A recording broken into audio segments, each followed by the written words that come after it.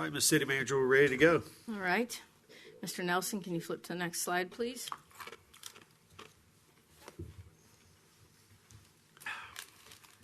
All right. We have quite a few departmental presentations today.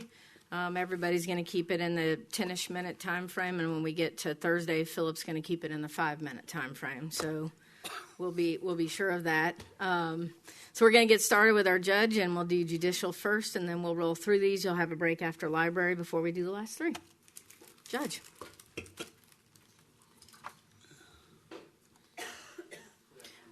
Hold on a second. We're going to raise the podium for you, Scott. Can you? You got it? You know how to use one of these. That's right. You know how to drive. Yeah, you were looking a little bit. There we go. That's better. Is that better? Yes, much better. Good afternoon, Council. I appreciate the opportunity to address you and give you an update on what we've done over the past year in the judicial department and kind of give you an overview of what we're asking for in this next year's budget. I know you've heard the phrase, save the best for last. Since I'm first, makes me the official sacrificial lamb. But I will try and keep it to the hour and a half that Megan gave me and make it short and sweet. Fiscal year 24, this is just an overview of the amount of cases we handled. As you can see, the grand total of cases was 22,380. Which were new cases filed, and we disposed of a little over 19,800. Of that 19,000 cases, we only had 12 appealed. Most of those were people who didn't want to go to jail for multiple DUIs or domestic violence incidences. We don't have a lot of unnecessary appeals. We don't have a lot of folks just appeal because they think we got it wrong. They just typically don't want to face the piper right then. They kind of kick the can down the road. These statistics, it was a 22% increase in the number of cases over fiscal year 2023, and we disposed of a 10% increase in cases. These are the numbers through August 1st of this year. As you can see, we've already handled right at 19,000 new cases and disposed of 18,244. Appeals are down. That is a second DUI and 3 domestic violence cases that, of course, they just didn't want to go to jail on the mandatory sentence. It's really hard to extrapolate because the summer is one of our slower times, although the students got back in town today and we've already had an uptick in tickets and arrests. So I feel like we're probably going to be on point to equal, if not exceed, last year's numbers, but it'll be fairly close. Judge, what's the percentage of cases that involve people who don't live in Auburn? I couldn't give you. Y'all keep up with that? We don't. I can keep up with it if the council would like me to. I will say this: most of our cases, it depends on whether you're going to count a student as somebody who actually lives here. They live here when they get arrested and get in trouble. When I tell them they got to do community service for the city, then all of a sudden they live somewhere else so they can go do it at their church or somewhere not as tough as picking up trash for the city. But I would say probably no more than 25% would be out-of-towners, and that would be the folks that come from Montgomery, Columbus, other surrounding areas to steal, do whatever mischief they want to do here in town. Thank you. But I certainly can see if we can track that if the council's interested in that. To this point in the year, we have had 5,400 hours completed by defendants at environmental services as part of our diversion program or some other sentence. We've had another 1,420 hours done at agencies around the state and probably surrounding states. And we've had an additional 5,200 hours, give or take, that were performed here and elsewhere to allow people that can't afford to pay their fines and court costs to defray that at $10 an hour. And those numbers, I don't have the other slide, but those numbers are kind of on point with last year. This is the slide that we're most proud of. Again, this year we are still 7th out of the Big 10 cities. This year we moved up. We handled the 3rd most cases of any of the Big 10. We stayed 4th in revenue collected, and we are 15th in budget statewide. So that means all the other cities in the Big Ten, and 6 other cities spend more on judicial and assorted costs than we do. So what I like to think is that means we're doing a great job with, I won't say bare bones. We certainly have everything we need and have the tools to do the job, but we're not out there, I think, frivolously spending the city's money. We take pride in making sure that we do what we do efficiently and to the best of our ability. Judge, the cases handled is not necessarily a correlation to the amount of cases that are being handled or that are coming through these other entities, right? Or is that the case? Those cases handled are supposed to be uniformly reported from each jurisdiction. This came from the Administrative Office of Courts yearly statistics. So that means, and we handled 22,379 or 380. I think we're one case off last year. These other courts are supposed to be reporting them the same way. So I find it hard to believe that Mobile handled 50,000 cases last year, but they do have multiple judges, and they may be out there writing, multiple 5-6 tickets every time they pull somebody over. But those are supposed to be actually the numbers that were processed and filed by the clerk's office every year. This 12,900 seems very low for a city the size of Birmingham for cases handled. Yes, ma'am, but I will say this. I don't have last year's statistics in my head, but they routinely handle thousands less cases than we do. Okay. They also have 8 judges, so they have a specialty court for everything under the sun. Okay. But those are low, but I promise you it's not completely out of the realm of what they normally do. Any other questions on that chart? This is our initiative from last year, and as I said then, we needed to hire a court referral officer and a monitoring specialist because we had to take over our court referral program from the county. We did that. We hired Ms. Covington with 18 years experience, and shortly after that we hired a monitoring specialist, Ms. Jenkins, and proudly kicked off on October 1st last year. Since October 1st last year, we've evaluated 331 citizens for drug or alcohol problems. We performed 1,128 monitoring sessions, conducted 1,078 drug tests, and have generated nearly $100,000 in revenue between the drug tests, the monitoring, and the evaluation fees. I will say that the 1,078 drug tests are just the drug tests that the court referral office does when people come in to see them and go through the monitoring and training. We probably administer 100 a month in court just on people that show up and are out of compliance, and I make them take a drug test. So, but that is a very large number for a program 9 months into it. As you can see on that first line with the 100 plus more waiting, that is basically why we're here today. We are desperately in need of a second court referral officer. We have 100 people that if we could evaluate them, we could already have them in counseling, doing all the classes and taking drug tests and monitoring and get them through our program. The program is designed to be 6 months from inception to completion. Right now we're 60 days behind on getting people even evaluated because between being in court, doing the monitoring sessions, and all the administrative work, Ms. Covington is at least 100 people behind doing evaluations. With an additional court referral officer, we can reduce the time to start the program. We can decrease the backlog of the evaluations we haven't done yet. We can also increase the number of monitoring and drug tests that we do each month.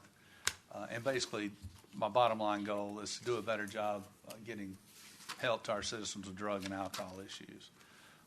We have a lot of folks that come see us and then don't ever see us again. We'll send them out to see court referral. And if we don't strike while the iron's hot, if we don't get them in then and get a hold of them, it'll be another 3 to 6 months before we see them again. And at that point, if they're not clean, then the only thing I can do is put them in the county jail until we figure out how to get their attention. So the county had 3 court referral officers and 2 monitoring specialists with a caseload not much more than what we're carrying now. So, like I say, a 2nd court referral officer would allow us to continue building on what we've done over the past 9 months and hopefully do a better job providing court referral services to our citizens. Judge, who did you say paid for the drug test? And The actual participants in the program pay for the drug test. I think that's $25 a test, but that is paid. I think I told y'all last year, the theory is that court referral is going to be self-funded, but that is a theory that does not work out anywhere in the state in reality because most of the folks, theoretically, if I sent you to court referral, on your first meeting you have to bring $100 for your evaluation. The next meeting you have to bring $40 for your monitoring fee and $25 for a drug test. Part of the reason we can't get folks out of the program is the people in the program don't have money. They're indigent, and if they are indigent, we have a certain protocol we use. A lot of folks just in this day and time are struggling, and it takes them a lot longer to come up with the money to drug test them and monitor them. But in theory, all the drug tests are paid for by the citizens in the program.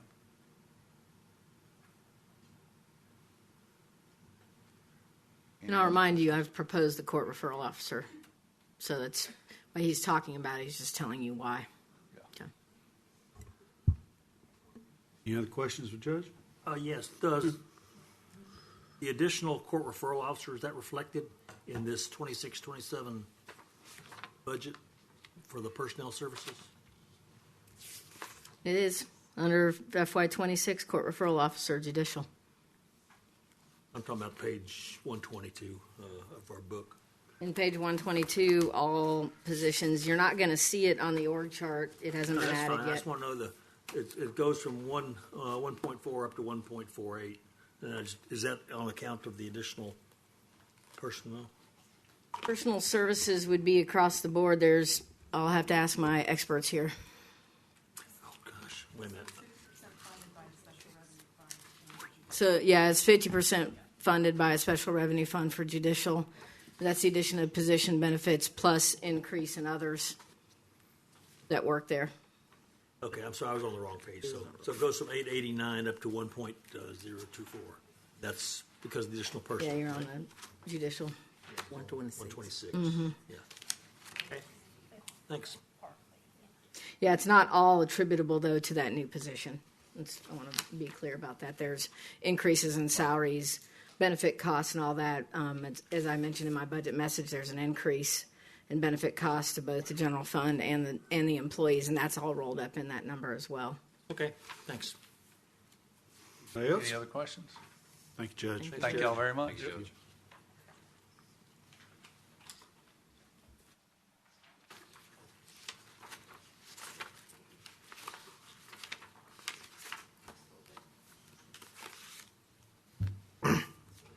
That's good. Yeah, he's bringing it up. All right, we're starting out on page 151 is where it starts, Public Works. Megan, those slides that the judge had, I didn't see them in. We didn't print them today Okay. because traditionally we have not. I gave Okay. you the other slides. I wasn't sure if you wanted so many pieces of paper. If you want them, we'll gladly print them and bring them to you. They'll be available electronically. So I just didn't know. Just an email would be great Yeah. for me. I don't know about anybody If you guys want them printed, we'll gladly do that. Email works. Email, yeah. All of this will be available on our website for everybody. Perfect, thank you. Good to go? Yes. Good afternoon, Mayor, Council. I got 2 things to do before I start my presentation. One is I owe a debt of gratitude to the judge, Judge McLaughlin, for our wonderful volunteers each year with our community service program, and I owe the mayor an apology. I think I was a significant digit off the other day when you asked about our roadway mileage in the city, so I hope I've rectified that on the presentation today. So I didn't lose any sleep over the weekend on it, Dan, so you're good. those significant digits will get you every time. Thank you, man. Yeah. So with that, I want to thank you for the opportunity to give a presentation on the Department of Public Works, and I'm going to share some facts and figures about our department and some of the accomplishments that we've had over the last fiscal year. So with that, simply put, Public Works is responsible for maintaining the city's infrastructure and our facilities. Some of those infrastructure include common things that you're familiar with: our city's roadways, sidewalks, city's rights of way, stormwater and drainage facilities, landscaped areas, islands and medians, and our litter control and our mosquito abatement program. We also provide per request services for those mosquito abatement services, which I'll go into here in a little bit. Those infrastructure, I want to talk a little bit about the growth of our city and how that impacts our infrastructure and some of the growth that we've seen with the assets that we're responsible for maintaining. So at a glance, the city's roadways, we currently maintain 334.55 centerline miles of roadway. That equates to 746.6 lane miles of roads. So in essence, centerline roads are roadways as they appear on a map. So when you're looking at a map, that's a centerline road. Lane miles is centerline miles of road multiplied times the lane miles per roadway section. So more lane miles equals more asphalt. So your higher classification roads, your arterials, and your collectors, more lanes, more asphalt. We had an increase of 18.5 centerline miles of road over FY24 and FY25. That 18.5 centerline miles of road includes 9.84 miles from county road transfers that City Council accepted back in, I believe, February of this previous year. So that does include those, and those are predominantly, again, the arterials and collectors that were transferred from the county. As far as our right-of-way, so when we're accepting those roads, we are also accepting responsibility for the rights-of-way associated with them. We currently maintain 2,895.3 acres of right-of-way. About 843 of those acres occur along arterials and collectors. Those are our principal corridors. That is our primary focus in our right-of-way maintenance program, because those are our gateways to our city. So predominant impact on aesthetics that's where we focus our efforts.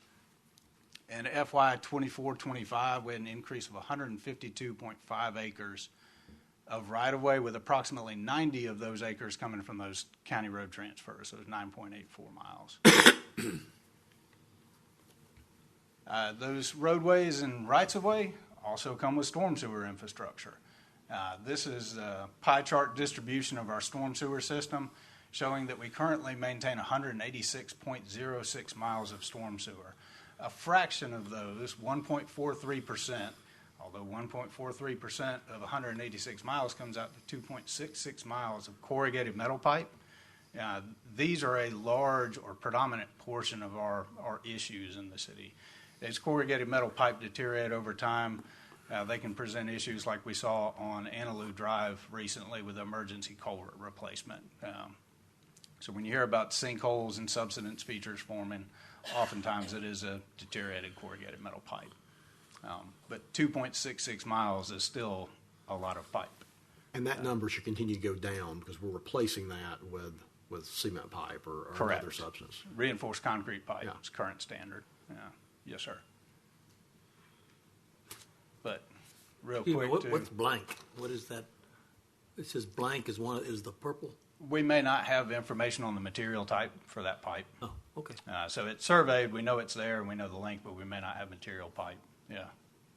As far as material. Is that 1.43% corrugated metal pipe? Is that from other cities of like our size and quality? Is that standard? Are we better than most? Or I have not done a comparison to other cities, but I would suspect that the large proportion of reinforced concrete pipe that we do have is somewhat atypical, and it's a good thing. We're newer infrastructure in a lot of our areas. Okay. Sidewalks. So again, we accept roadways, rights-of-way. It comes with storm sewer, and it comes with the sidewalks. So we want to certainly have a pedestrian-friendly city. We do have sidewalks on most of our roadways, We currently maintain 178.86 miles of sidewalk, which represents 4.45 million square feet of concrete. We saw an increase of over 10 miles in FY '24 and '25, and again, that's an estimated increase. We do that inventory when we do the triennial aerial photography project, which we also collect planimetrics on some of our surface features. As far as our organizational structure, this is how we divide responsibilities within our department to maintain these infrastructure and facilities.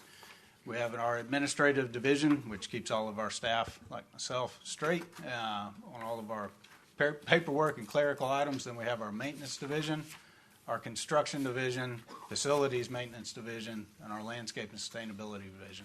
We currently have a full-time staff of 50. Maintenance division, the core services performed by this division include asphalt patching, asphalt crack sealing, storm sewer maintenance, storm sewer repair, and storm sewer easement maintenance. This is in essence your roadway and your drainage crews. The infrastructure asset responsibilities listed up there are represented in the charts that I showed previously, along with the increases for those same staff. The construction division, that's 9 full-time staff. They do sidewalk repairs, sidewalk construction, retaining wall construction, curb and gutter repairs, curb inlet repairs, and traffic calming construction, amongst other things. Again, as far as the infrastructure that they're responsible for and some of the increases that we've seen, those are reflected in those charts as well. Our facilities maintenance division, we currently maintain 24 of the city's facilities outside of Parks and Rec. Core services include janitorial and custodial services, routine building maintenance, routine building repairs, and facility contract management. We did see an increase of 16,500 square feet this previous year from the commissioning of the Public Safety Training Center. Our landscape and sustainability division, this is our largest division within the department. Core services include landscape maintenance and installation, landscape design services, urban forestry management, mosquito abatement, seasonal decorations, and sustainability guidance for the city. This also includes all of downtown Auburn, all of the islands and medians, and our cooperative maintenance areas that we perform on DOT rights-of-way. Our right-of-way program, this is our largest program within that division.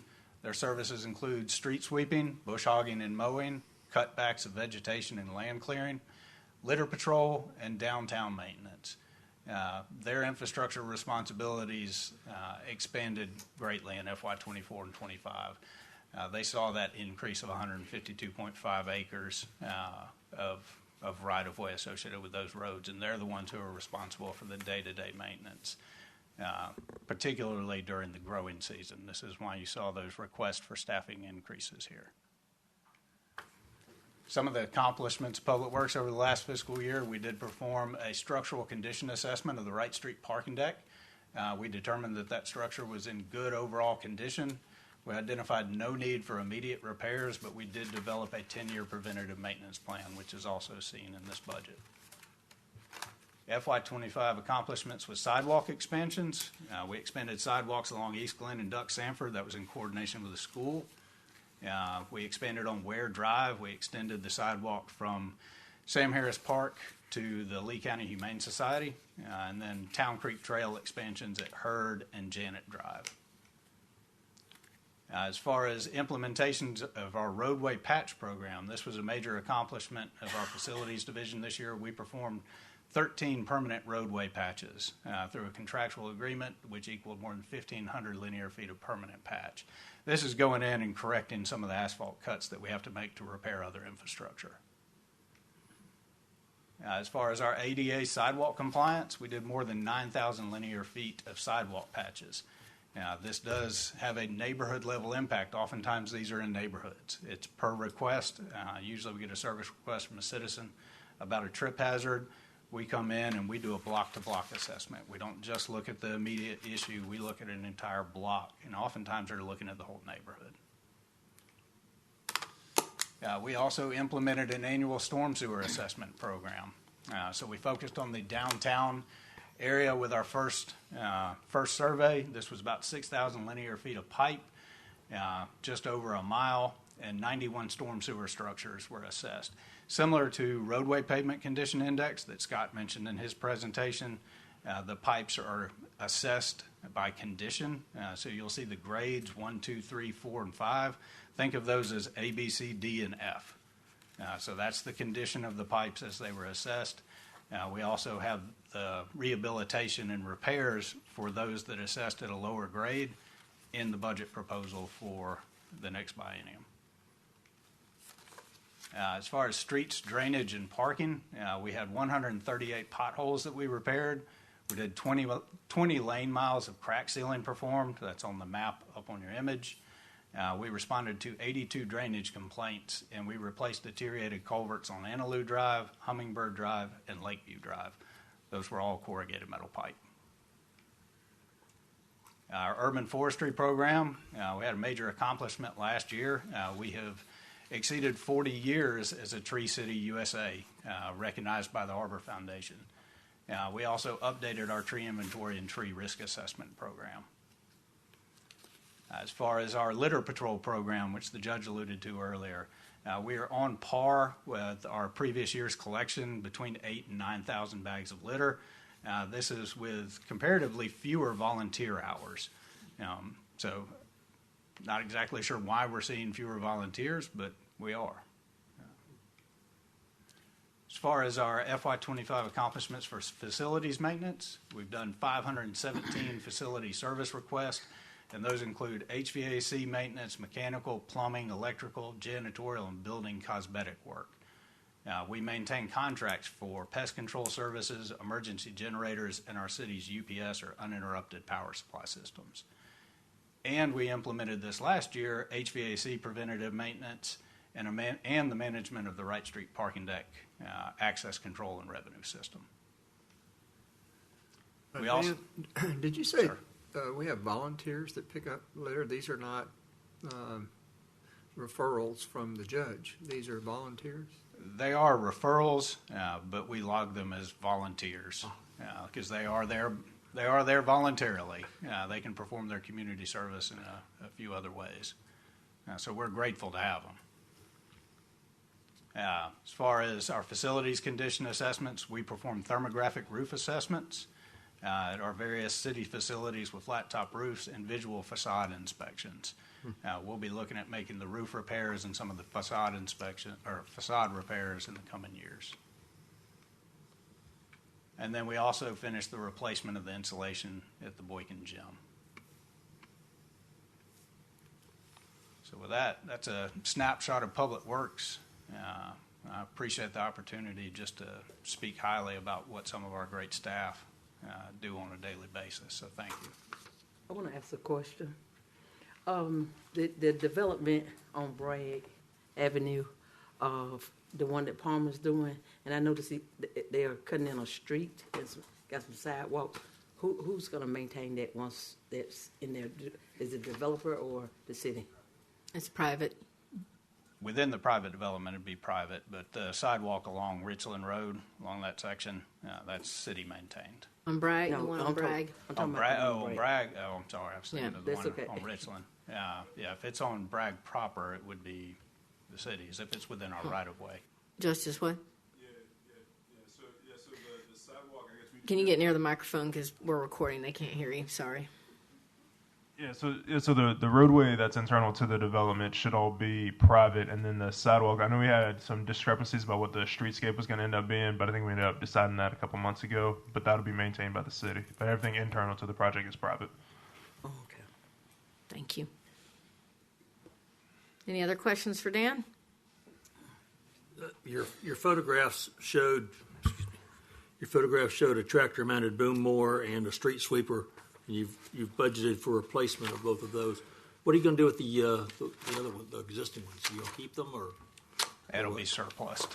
So that's a replacement. That tractor-mounted boom mower is quite old. Right. It's exhibiting quite a few problems. Okay, so lately. those go back into whatever system we use to get rid of. Yeah, govdeals.com. Thank It'll you. be sold. It's GovDeals, right? Typically. Yep. Yep. Mm-hmm. Anybody else? Thank you, Dan. Thank you all. Thank you. All right, Katrina.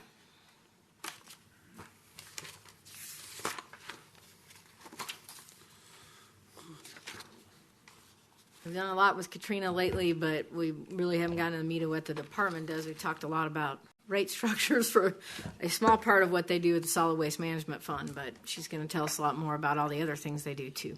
Yes, all the other things. Thank you. Good evening. Good afternoon, rather. How y'all doing today? Doing good. Doing good. Good. I have the privilege of presenting to you a little information about our Environmental Services Department and some of the things that we are committed to doing and maintaining a safe and beautiful city. I always think about that when I hear a fire truck or I see a garbage truck that's providing services to everyone in the city, over 19,000 customers. And when I see a street that is clear of any animals, so we know that we are taking care of the very least of us. We're making an impact in terms of animal control. We do this by way of having an integrated waste management program that delivers solid waste, recycling commodities, green waste, which is our bulky yard debris collection. And it's comprehensive, responsible, efficient, and cost-effective. So that's one of the things that we're always looking for. And we manage the acquisition, the maintenance, and overall management of the city's vehicles and equipment, striving to supply safe, reliable, and cost-efficient resources and superior maintenance to the city's departments. We provide an animal control and care program that ensures the humane and compassionate treatment of animals by enforcing the city's animal ordinance. So you'll see there, from 22 to 25, we had an increase of 1,726 customers. Right now, we have 19,097 residential customers. And 16,000 of those also participate in our recycling program. That gives us a little over 1.8 million stops that we make a year. And we're still doing this with 22 employees. We try to limit our service complaints to 0.25, which is about 4,500, based on the total number of pickups we have per year. We're slightly over that, and a lot of that has been due to cart repairs. We recovered more than 11 million pounds of recyclables, which is 346,000 pounds more than our goal. We completed 16 workshops and presentations, and most of which deal with diversion. So we do a lot of recycling presentations still in schools. We implemented the rate change notification. So you'll see the notice that went out in everybody's power bill. We sent out over 1,000 different letters personally that I signed that went to all of our medical backdoor customers and our backdoor customers proper who subscribe to that service.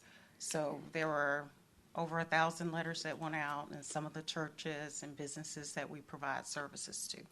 So each one got a personal letter, letting them know what their fee would be, letting them know the changes and why those changes were occurred, and any questions they wanted to ask, they could.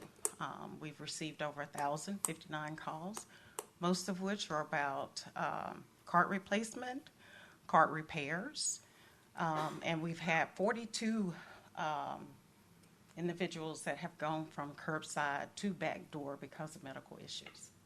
So we are addressing those. So Katrina, when you sent those letters out, did you have many people to ask a lot of questions about the increase of the cost? No, well, the letter explained the increase. Okay. So the letter provided a lot of detail to them as to why the increase took place, in terms of just the overall cost of providing the backdoor service, and just the rate study, everything that went into it, the mechanics behind it, in terms of equipment and personnel, the costs associated with it. So everyone was fine with it. They understood. In fact, we had a lot of compliments that came from it. You know, we had a few people to say, well, I'm not going to do backdoor anymore, but I appreciate everything y'all do, and I understood the letter, but change me coming October 1st. So we understood that. We're getting some hits on social media. Katrina, our finance team, and our communications team are dealing with that, and a lot of it is misinformation about the change and about the non-medical side of it. And sometimes the internet has been correcting itself, that other citizens have popped on and had much to say. So, Councilman Griswold's dealing with a constituent today that has a concern, and I mean, these do continue, but our team's handling it well, and I think the explanation and the hardest part is at the backdoor services, we're just trying to charge what it costs us to perform the service, nothing more than that, and that's hard, but people see the big jump and are making assumptions, and I think we're weathering it pretty well. We'll see when October 1 gets here. Yes, thank you. And I want to send a personal thank you to our finance team. They work with us closely on it, as well as your folks at Waterboard, so thank you. We also implemented the front-end loader system, and you'll see our front-end loader truck there and the collection activities. So this truck is a little bit larger. We're collecting 8-yard dumpsters at all of our schools. They hold a lot more material, and we're able to service them a lot neater. So this is much safer and much better than our rear collection, which we were doing initially. And it keeps our campuses very clean. We cleaned about 32 illegal dump sites, and we picked up 65 tires. 17 were from one particular dump site that was on the right-of-way. That is something that we don't normally collect, but I have Ivy Cover here, who brought it to our attention. He's part of our leadership team, and we had several residential areas in the neighborhood that needed to be taken care of, and we want to make sure our city stays clean. So this is a little bit about our collection activity here. You can see our recycling and our trash collection and our garbage collection, along with our services in terms of those that we provide services to. So there again, we're at 19,000. This is our last year, our 10-year collection for the last 10 years for each one of those services there. So you'll see 24. We're still in 25, so we're working on that. But I know our numbers this year will surpass them. The pie chart just it highlights some of our enforcement issues, most of which are extra stuff that people are putting out, extra garbage, or they're not placing things in the right area. So we have had our solid waste enforcement officers to concentrate on how to make us efficient, and that's what placement. So things aren't too close to a mailbox, they're not too close to power box, they're not too close to a car, because those things are some of the things that make us have to return again, and we don't want to have to return. We want to provide good education initially, and we also know that getting garbage out is a family process. I don't do it, my son does it, but we want everyone to participate, and we want to make the collection, but we also want to make sure that you're cognizant of where you're putting it. Katrina, I just want you to know that the mayor's put his recycle cart too near the mailbox recently too. So. Did you get a notification? No, I just had a full box when I went back out there. It had to wait till next week. It's okay. Well, we try to make sure we notify, so check your email. Okay. So this is about our recycling green waste division here. You'll see our collections in terms of the bulky yard debris is over 21,299 tons. 70% of that material is recycled and used for mulch and landfill cover. We conducted our trash amnesty in the spring of 2025, as well as in the fall of 2024, and we had over 1,900 tons of material that we collected. Our household hazardous waste day, we collected 48 tons of chemicals.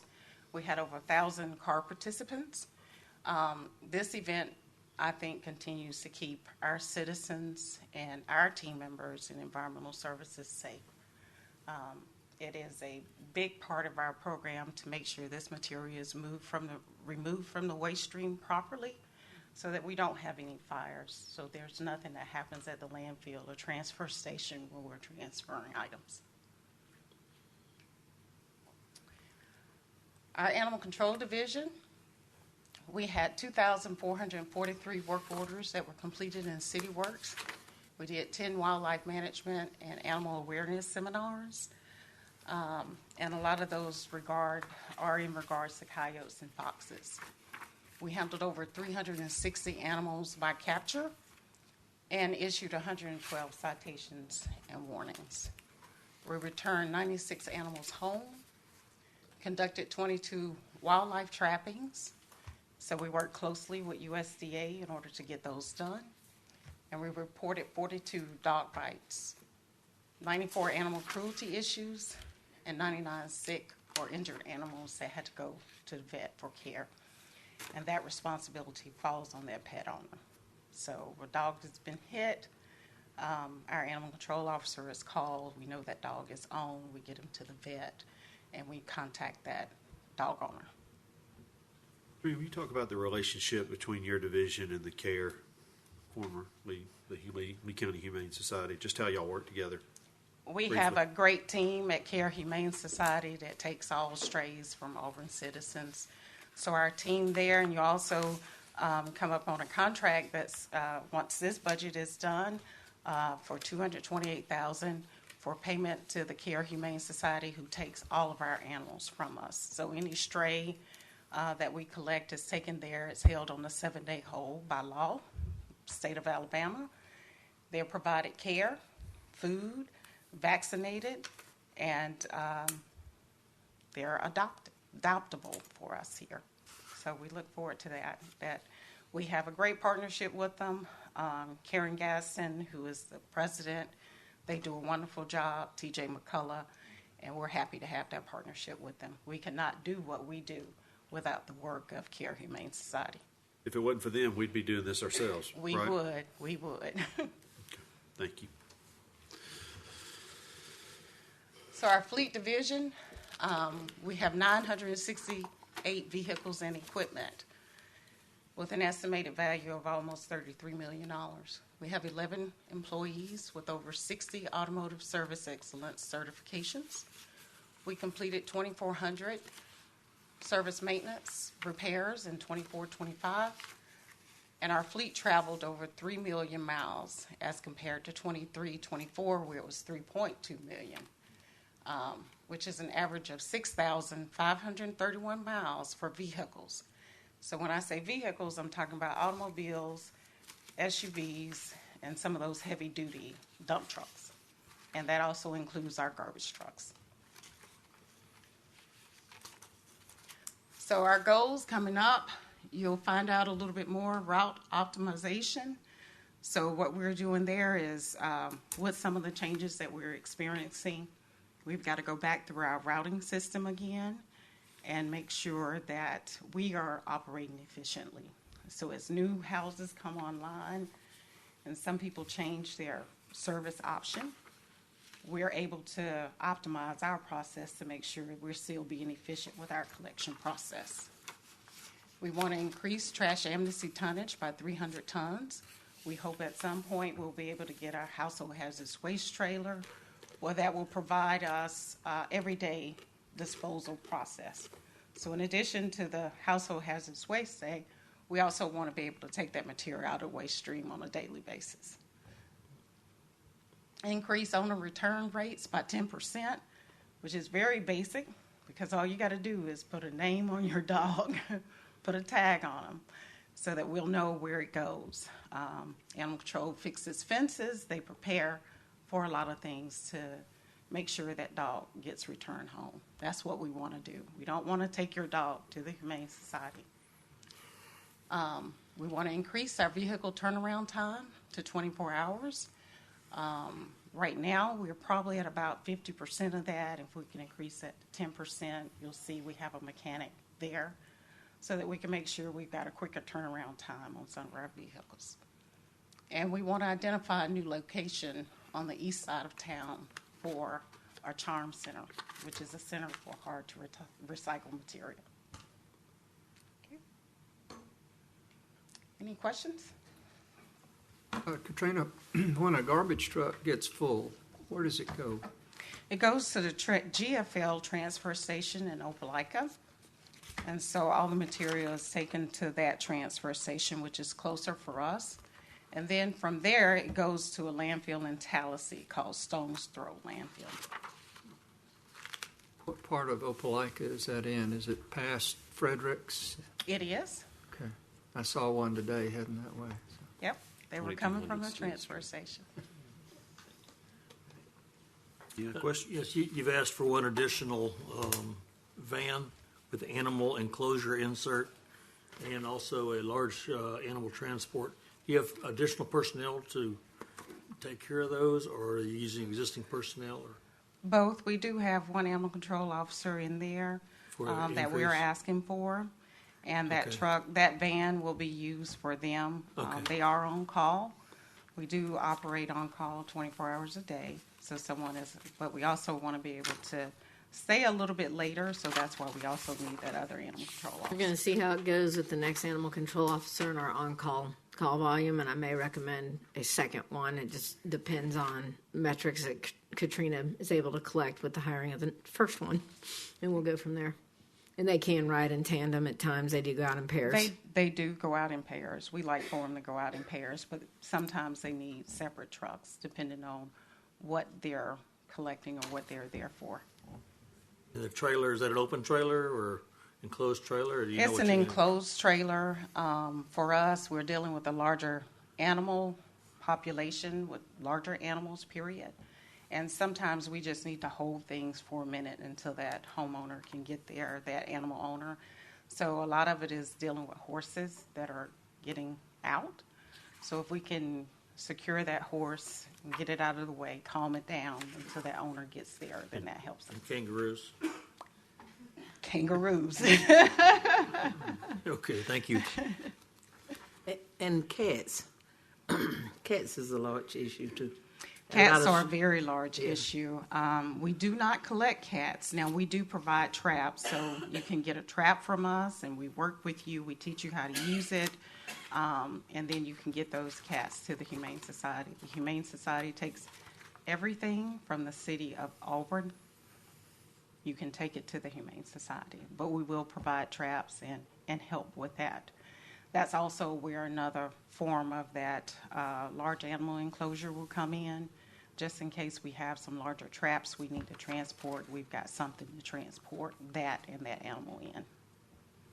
Okay. Cats just show up. Cats are cats. They just everywhere. Stray cats I'm talking about. I don't know where they come from. I mean, y'all done got cats at my neighborhood several times, and they just show up. They everywhere. Well, we'll come back again. We have no problem providing assistance. If you could catch them, they hard to catch. Any other questions for Katrina? Thank you, Katrina. Thank you. Thank you. All right, library. Then after this, we'll take a break, and you've got plenty of time. You're fine. So, good afternoon, Mayor and members of the council. Good afternoon. Good afternoon. I hope everybody's doing well. And like I said, good news, there's a break after. So. So I'm honored to share some of the wonderful things that are happening at the Auburn Public Library with you today. So I'm clicking. There. Oh. Okay. Apparently, I don't know how to work the clicker. So the mission of the Auburn Public Library is to inspire, enrich, and delight our residents with vital and valuable resources, services, and experiences. So going into fiscal year 25, we focus on our commitment to delivering those inspiring, enriching, and engaging resources, services, and experiences to the Auburn community. Through ongoing conversations with our patrons, we identified several key initiatives with the potential to have a positive impact on user experience and reduce barriers to access. To make the library more accessible and convenient, renovations were completed to the public restroom facilities.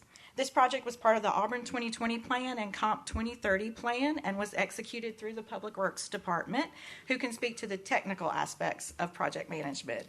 Anecdotally, we have received many positive comments from patrons and visitors to the library about the restroom renovations, such as, quote, "It's such a good design that just works well for everyone. It just gets rid of accessibility issues and is great for families," end quote. To inspire our community to pursue lifelong learning, we invested in the LinkedIn Learning digital platform for patrons, which offers a comprehensive catalog of over 16,000 courses in business, technology, and creative topics, led by industry experts. To make it easier for patrons to stay up to date with 15 popular authors' new releases and delight them with serendipitous, I'm first on the list discoveries, we implemented the Favorite Authors Club. Library patrons who join the Favorite Authors Club will automatically and randomly be placed on hold for new books from a selection of 15 popular authors as soon as they become available. They don't have to keep track of that themselves. We also implemented an online reading recommendations form that connects patrons to our highly trained library staff, who will then provide personalized reading recommendations based on what they submitted. These additions reflect our dedication to inspire, enrich, and delight our community and enhance the overall library experience. Our patrons also experienced a lot of engaging programs and activities within the library, from our Star Wars Imperial Gala, Royal Revelry Ball, say that 5 times fast, and Ghoulish Gala for all ages, to STEAM programs for ages 5 to 8, where ages 5 to 8 are invited to explore science, technology, engineering, arts, and math through creative hands-on activities. In addition to our weekly early literacy suite of story times and puppet shows, we've hosted movie matinees, hometown heroes, teen programs, creative programs for adults, author events, and so much more. A 63% growth in program attendance and a 26% growth in number of programs occurred from fiscal year 21 to 24. During fiscal year 24, library programs attracted almost 31,000 attendees, including almost 7,000 attendees during the 2-month Summer Learning Challenge. With only a couple of months left in fiscal year 25, we are projected to exceed 31,000 attendees. With Auburn's population growth, the library must also meet our community where they are, devoting resources to going out, finding our audience, and supporting them through rewarding partnerships. We're continuing to develop our partnership with Auburn City Schools. As part of our 3rd grade Reading Dragons initiative, library staff visit all 40 classrooms each month to perform storytime sessions and promote literacy to about 700 students. In addition to monthly classroom visits by the staff, the library also sponsors a field trip to the library for all Auburn City School 3rd grade students to experience storytelling with a children's author. These same staff also hosted the recently expanded Litwitz Book Club for 6th through 9th graders who choose to attend. They volunteer to attend during their lunch wave, and we see about 50 students per month during that program, during the school year. To continue our goal of meeting our community where they live, work, learn, and play, we developed partnerships and outreach initiatives to meet the needs of a variety of remote groups, including local senior living facilities and daycare centers. In fiscal year 24, we were awarded a $15,000 Strengthening Communities grant to outfit the library's outreach van with equipment and materials. We now regularly visit 8 senior living facilities and 1 daycare center each month, with more planned, to provide access to materials and experiences like art programs that enrich residents' lives. Library staff continue to partner with Auburn University for the Common Book Program. APL staff are serving on the AU Common Book Program Steering Committee, and APL hosts community programs related to the book and its themes, encouraging a community spirit between the university and the wider Auburn community. These are just a few examples from the rich slate of programs and outreach activities developed by and implemented by our engagement and outreach team. So we believe that requests of our patrons come first. Collections are always evolving based on needs and the library space available to meet those needs. To help us maintain variety in our collections, we encourage our users to reach out to us however they wish and let us know what resources are meaningful to them. We offer a variety of unconventional collections, including board games, which recently expanded to checkout for play at home. So now you can take them home and play a game with your friends or family. Other unconventional collections implemented over the last couple of years include 3D pens that allow our patrons to express their creativity through a new medium, and the Seed Library that was established as an ongoing partnership with the Auburn High School FFA. And now we're in the process of adding a propagation station to complement the Seed Library. We provide a collection of picture books for adults with cognitive impairment, dementia, and other memory loss conditions that feature topics such as nature scenes, inspirational messages and Bible verses, children, and synopses of decades. These books can serve as a conduit to accessing memories, allowing individuals to reminisce and engage with loved ones and friends and delve into those long-term memories.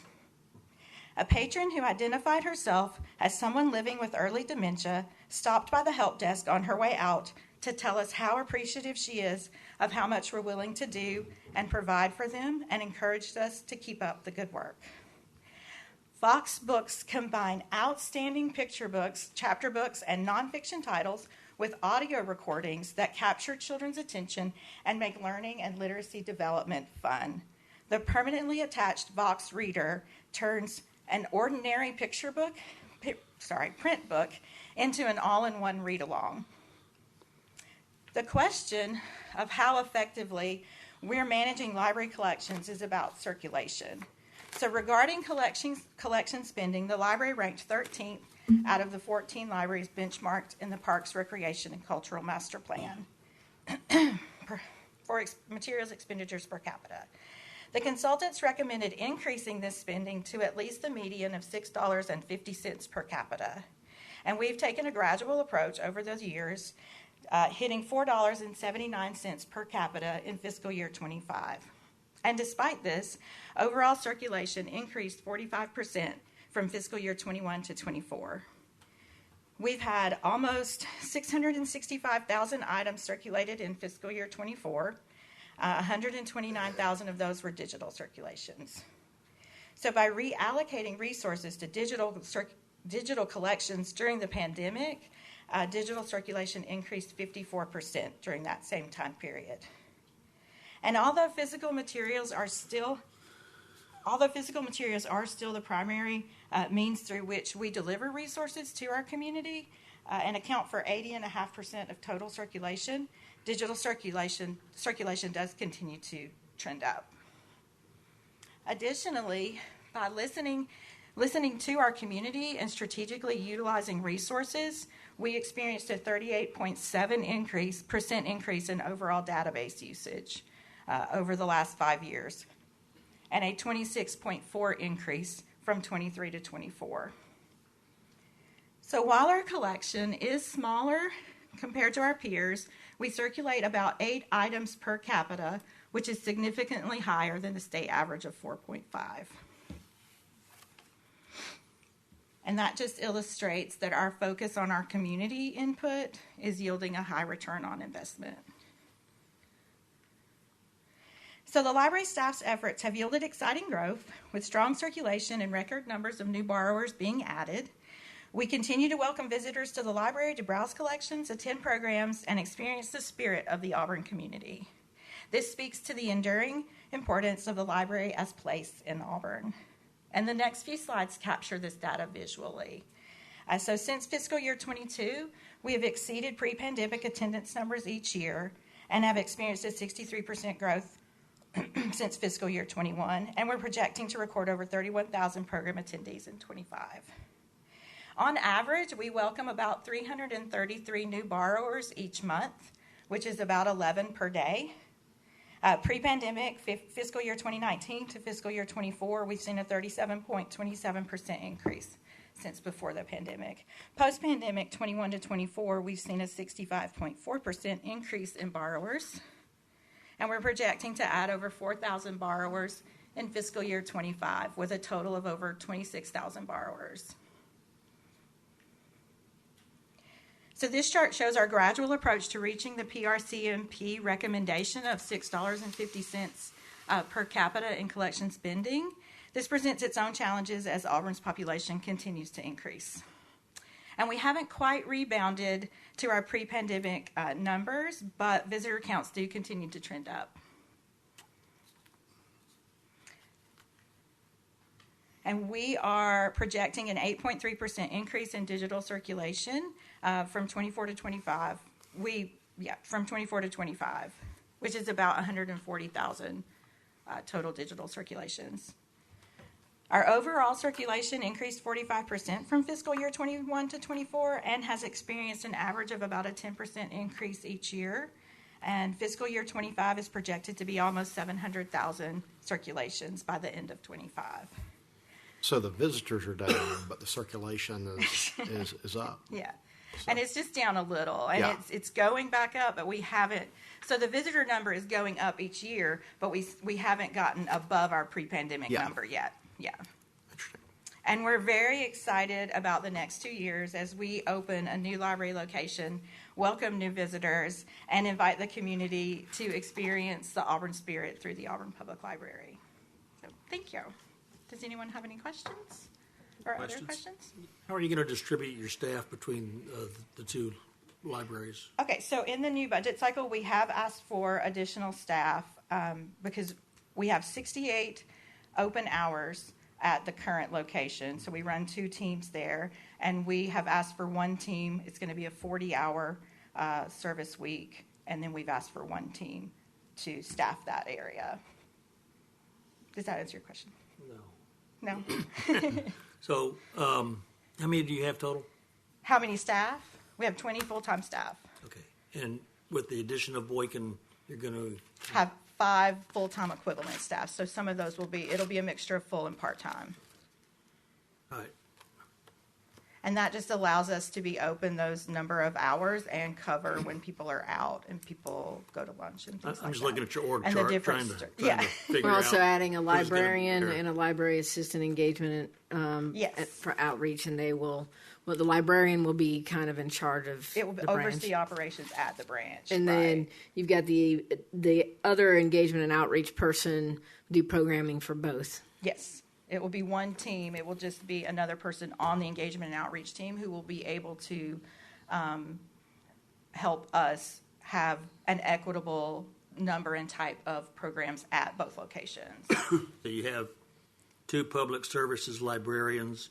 Is it safe to say that 1 will be at each location? So we have two currently, 1 for each team at the current location. And then we want to add another to run the team at the Boykin location. And is that reflected on this org chart? The org charts do not reflect positions that have not been added as of yet. Thanks.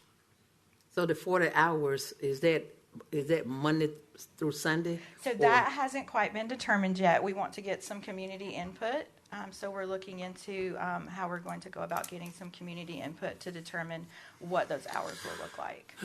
And Cynthia will also go over as we get closer. I'll remind you this library is designed quite differently. It has a lot of study room space and small group meeting space for a lot of things that go on. And a goal here is to ramp up, not slowly in a bad way, to figure out what the needs are, and then we will add hours when we know what hours we need to add and when, and teams and so on, depending on usage and patronage. Exactly.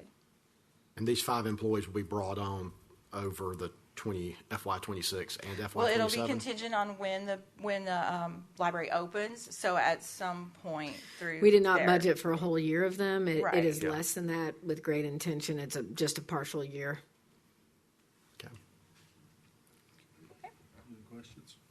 Cynthia, I appreciate your Thank sincere you. enthusiasm. Thank you. You're doing a great job. And I want to shout out to the pro tem. I know the Seeds Library was a big deal for her. So It is. Yeah. For someone who doesn't like to read, it gets me into the library. So. Congratulations. Well, good deal. If you guys are ready, we shall take a short break and we'll come back with Parks and Recreation, Water Resource Management, and Community Services. She's an editor. She doesn't want to. Parks and Recreation Director is more than ready. Apparently, green is the theme of the day. We have a few staff members in green today, so there it is. All right, Allison, green, green, green. Here we go. Tee it up. Well, good afternoon, City Council, Mayor. Excited to be here and talk to you about your favorite department, Parks and Recreation.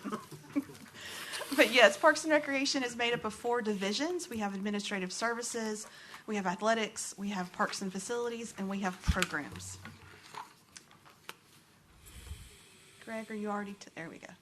Key accomplishments for this last fiscal year. We completed our LED lighting upgrade at our athletic fields to include Duck Sanford Park and Felton Little Park. We installed a new HVAC system and replaced the roof at Dean Road Recreation Center just in time for our summer camp program for our tiny little kids at our therapeutic programs. We opened phase 1 of the Lake Wilmore Park campus, which included the recreation center, the pool, and the 12 covered pickleball courts.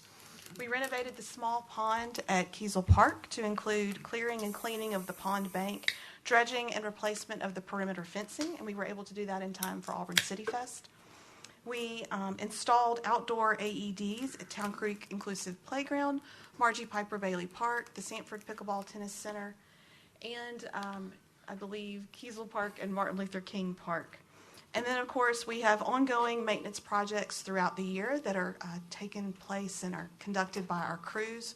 We have 4 crews. We have athletics, parks and beautification, cemeteries, and facilities.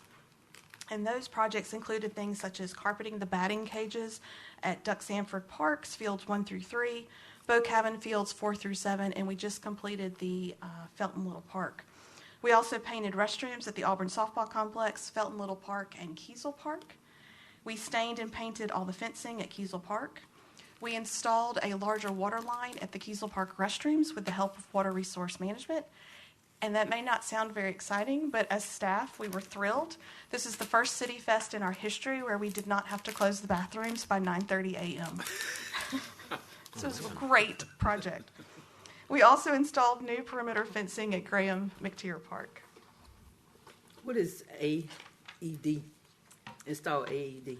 The automatic y'all gotta help me here. This. The defibrillators. Defibrillators, yeah. You get the paddles together and shock. There you go. Yes, so we now have them. We're starting to add them at all of our outdoor parks. So again, if someone does have a medical incident, that those that are with that person can start assistance before our fabulous folks from Fire and Police arrive. So they install where? At Martin Luther King Park? So it'll be installed, or if it already isn't, it'll be installed at the pavilion or right there at the restroom. So we've got signage located at each park that points you to where they're located. And then here's just a few photos. Maybe, there we go. Before and after of the small pond at Kiesel Park. Also before and after of our restroom renovations at Felton Little, as well as the work that we did at the Nunn Winston House front steps. So again, these are quote-unquote small projects, but again, stuff that we do throughout the year at all of our facilities. So projects underway. We are excited to dedicate Ann Pearson Park on Monday, August 25th at 10 a.m. We hope that all of you will be able to join us. The park does include a playground, pavilion, restrooms, and 2.5 miles of trail. And that picture below is not an AI photo. It is an actual photo of Pearson Park. It's a beautiful park. Wow. Nice. Projects underway also, of course, are phase 2 of the Lake Wilmore Park campus, which includes 4 multi-purpose fields, restroom concession building, as well as a playground and 6 covered pickleball courts. We're excited to announce that we did get a temporary CO late Friday afternoon, so tonight will be our first flag and tackle football practices out at Lake Wilmore. And then throughout the rest of the month, we will be finishing up punch list items so that we can complete the concession stand as well as complete the pickleball courts. So we are very excited about this campus.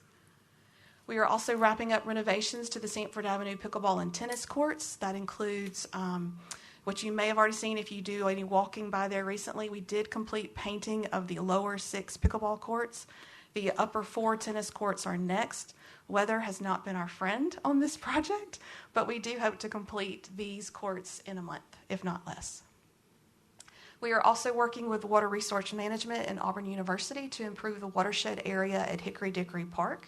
And we are taking advantage of the time that the park is closed to work on the restrooms and also assess the playground. We had a representative from Leathers Playground in town last week who is working on analyzing the entire playground to see where we can make repairs and how much more longevity we have with that playground. So this is a great opportunity for us to do some work and also have the benefits of both Water Resource Management and Auburn University there to help us. Allison, Sure. I had a couple of mothers come see me about Hickory Dickory Park, and they said there were some bulldozers parked there, and they were scared.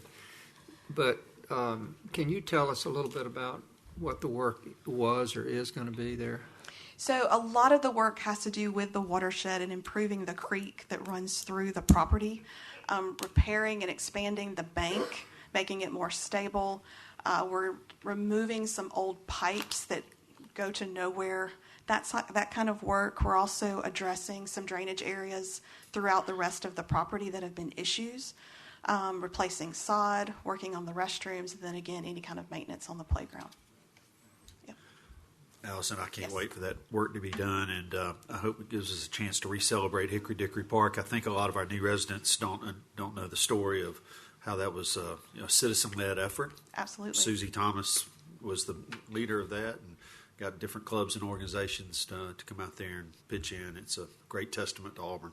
It really is. That was one of the first projects I was involved with when I came to Auburn, and it made a lasting impression on me. I have a brick out there, so it is. It's a great park. And then these are just some photos of Ann Pearson Park. You'll see in the top left an aerial that shows the restroom building as well as the pavilion and the playground. To the right, the blue outline is our 2.5 miles of trail. And there along the southern border is the creek that you see to the left, which is an unnamed tributary of the Sagahatchee Creek. So there's some beautiful views. You want to point out which one is restroom? It's just in case. Restroom is the building on the left. The pavilion is in the middle.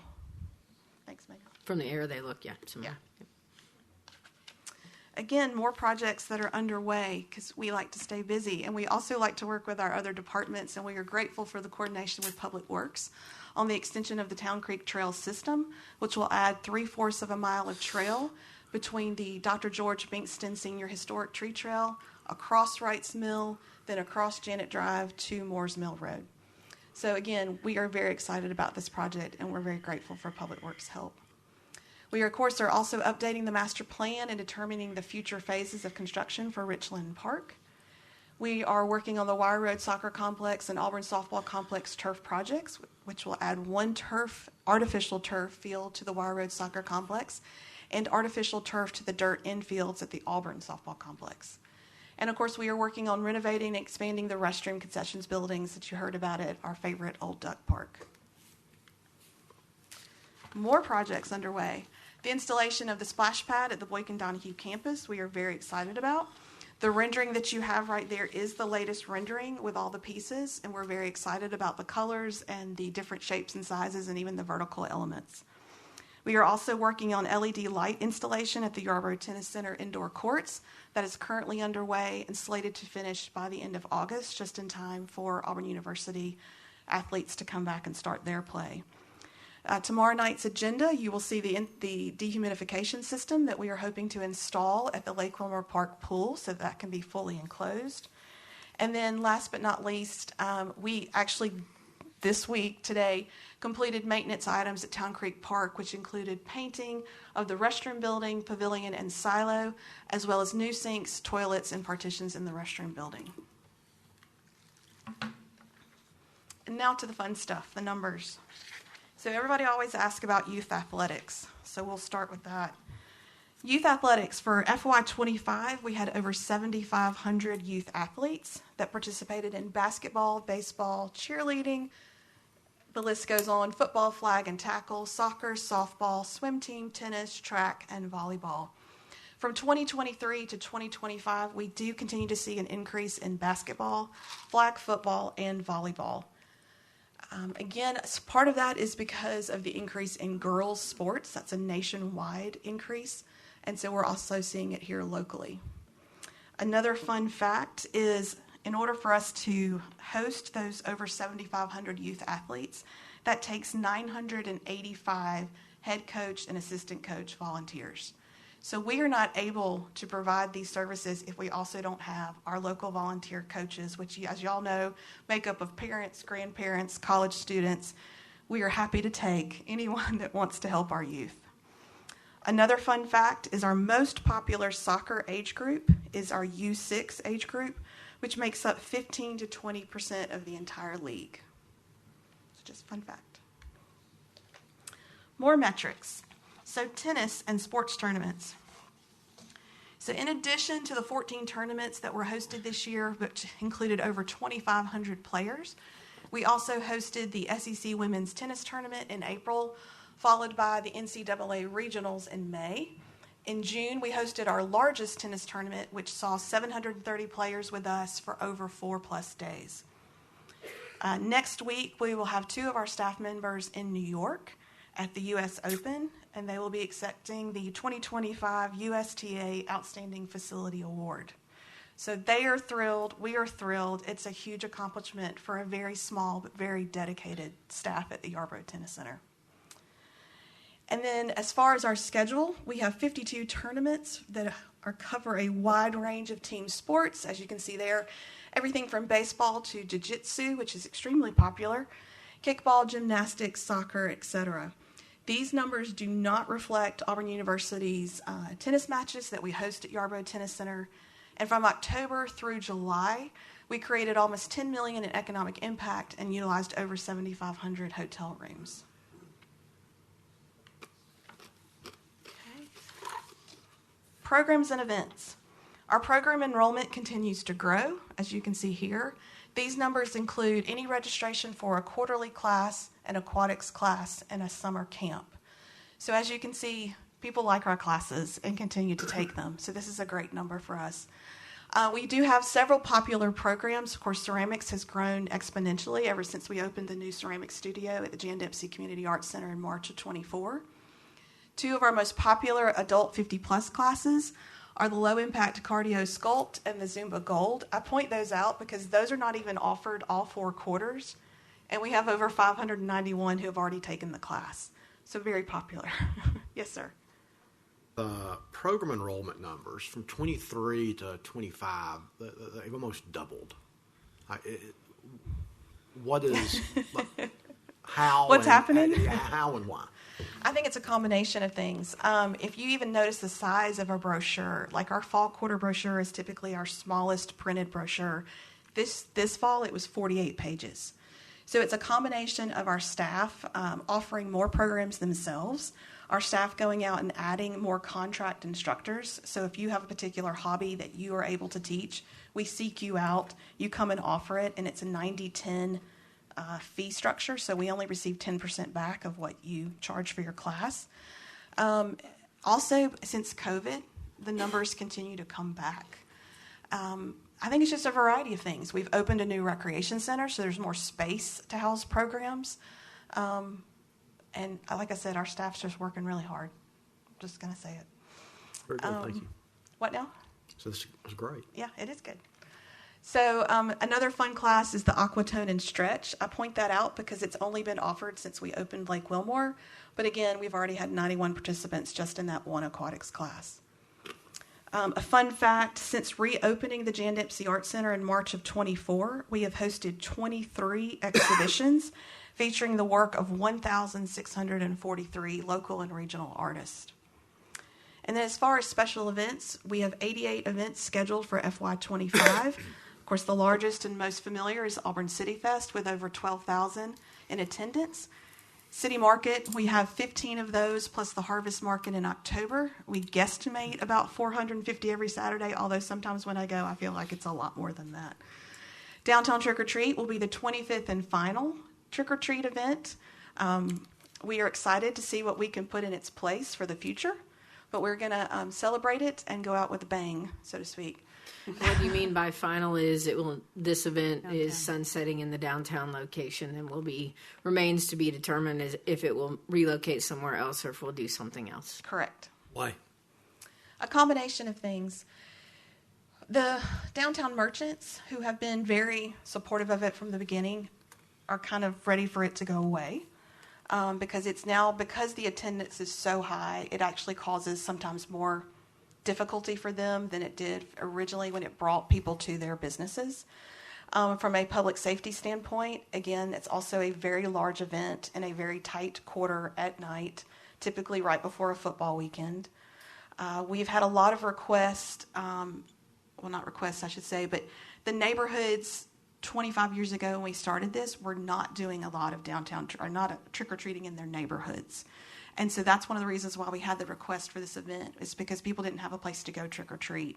And now a lot of the large-scale neighborhoods have gone back to offering fall festivals within their neighborhood, trick-or-treating within their neighborhood, and that sort of thing. Okay. Other well-attended events that you're probably familiar with include the Holiday Art Sale, Summer Night Downtown Art Walk, our Independence Day celebration, and Bark in the Park continues to grow.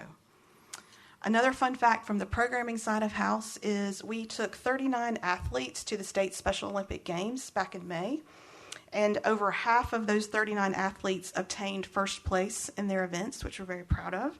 And so far we have had 2 athletes selected for national games in Minnesota next year, one in aquatics and one in track and field. Nice. So we're very excited. Summer camps. This is a hot topic, especially since we just completed those for the summer. As you can see here, we offer a variety of summer camps. Some are full summer, some are 1 week and 2 week sessions. But across all of those camps, we hosted 2,261 campers this summer.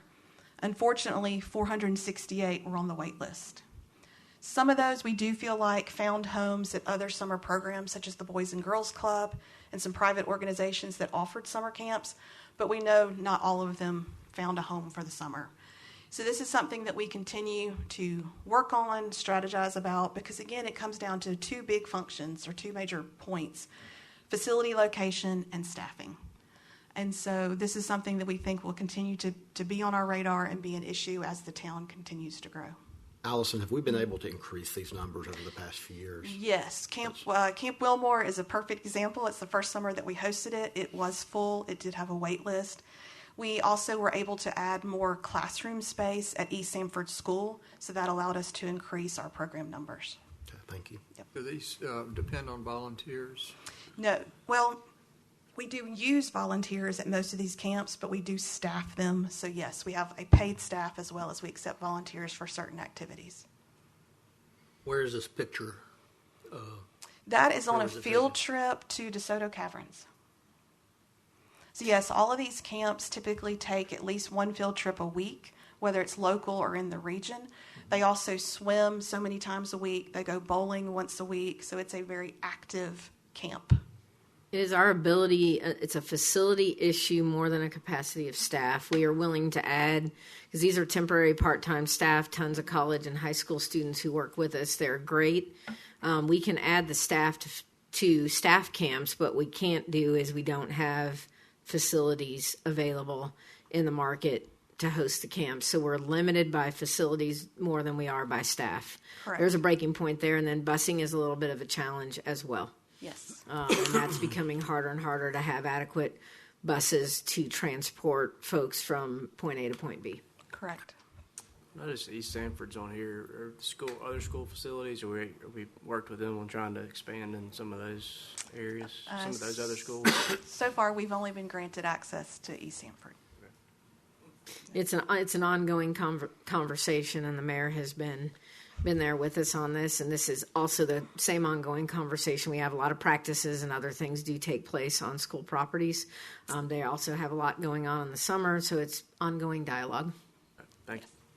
Is the bus problem something that we work with the school district on, or What's the I'll have problem? Allison speak a little more. We do ask, but if they don't have buses or drivers available, then we don't have access. We get some access, but we probably don't have all that we need. And the private charter business is expensive and harder for us to deal with. So we were limited this summer in the number of buses that we could request. We could not, even though we added camps, like the new camp location, we could not add any additional buses. So we had to get extremely creative with, if we were given a bus for a Monday, so one camp might go somewhere in the morning and one camp might go somewhere in the afternoon, so it was still the same bus and bus driver, but we had to get very creative with our schedule. But yes, we've been told we will not get any more buses. By the school district? By the school. Mm-hmm. It's something we're going to continue to work with, and we have been. There's a bus driver shortage. A lot of bus drivers have other jobs. It's not their only job, and they're also doing a lot of maintenance on their buses in the summertime. So we try to work together. We're doing what we can, and we'll continue to push from our end. Is the primary reason the driver shortage for why we're... That's what we've been told, yes, okay. sir. Okay. We are exceedingly generous with our school contribution. You'd think they would help us out a little more than that. Do we pay for these, Allison? We pay full price for the buses, yes. So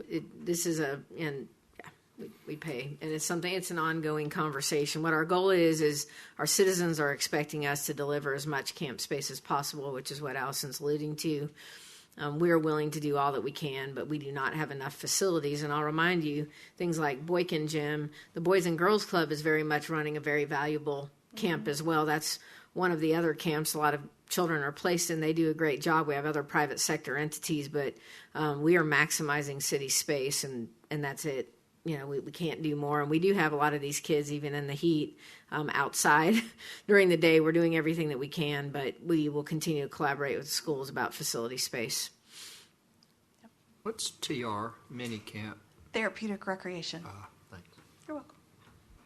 All right. Moving on. So memberships. We often get questions about memberships. We did change up our membership opportunities in April when we opened Lake Wilmore. You will see on the top right the memberships that we have sold since April. The top two are free memberships that are available through their insurance. We are currently in negotiations with 2 more insurance providers so that those folks can come online as well with a free membership. We, of course, offer individual, family, daily passes, excuse me, Frank Brown and Boykin only, as well as the free amenities membership. And then over to our left, we offer yearly memberships to Yarborough Tennis Center, again for family, individual, and junior, and you can see all the different variety of membership packages located there.